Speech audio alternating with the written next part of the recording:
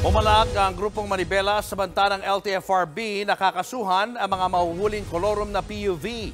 May plano naman ang ahensya kung paano masisigurong hindi na makakabiyahe ang mga kolorum.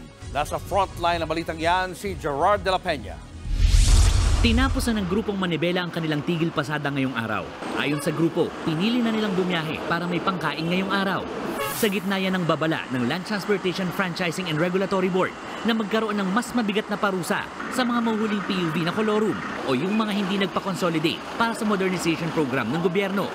Bukod sa multa, pagkaka-impound ng sasakyan at suspensyon ng driver's license, posibleng makulong ang mga mahuhuling kolorum ng hindi bababa ng 5 taon. Pinalagan naman yan ng Manibela. Tinuturing nila kami mga kriminal. Kami po simula't simula may mga prangkisa kami. Yung mga wala pong prangkisa na talagang matagal nang tumatakbo, bakit hindi po nila mahuli? Yun po ang nakakapagtaka. Kami na may mga legal na mga papeles, may mga legal na dokumento, bakit po nila pinag-iinitan? Ayon sa LTFRB, anumang araw ay magsisimula na ang panguhuli sa mga kolorum. May mga target na lugar na ang LTFRB kung saan marami ang hindi nag-consolidate.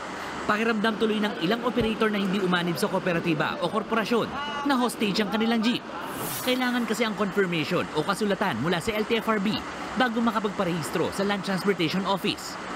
Giit ng LTFRB. Pag hindi ka po sumama sa industry consolidation, we will not give you a confirmation because for all intents and purposes, wala ka na kung karapatan na bumiyahe pa. Pag hindi ka namin na-issuehan ng what we call LTFRB confirmation, hindi ka na rin po makakarehistro sa LTO. In a way, this is one way for us of reducing the kolorum in the streets. Ang operator na si Marvin, ngayong buwan na lang makakabiyahe. Wala na kasing visa ang kanyang prangkisa at paso na rin ang rehistro ng kanyang sasakyan. Hindi niya na mapaparehistro ito dahil hindi na siya makakakuha ng confirmation mula sa LTFRB.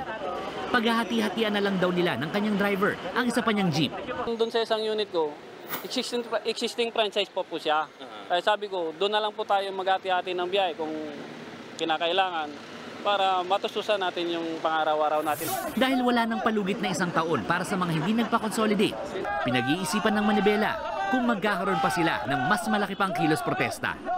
Nagbabalita mula sa Frontline, Gerard de la Peña, News 5. Mga kapatid, Julius Babaw po. Iba na ang may alam at may pakialam sa panahon ngayon. Para sa Frontline ng mga balita, mag-follow at mag-subscribe sa social media pages ng News 5.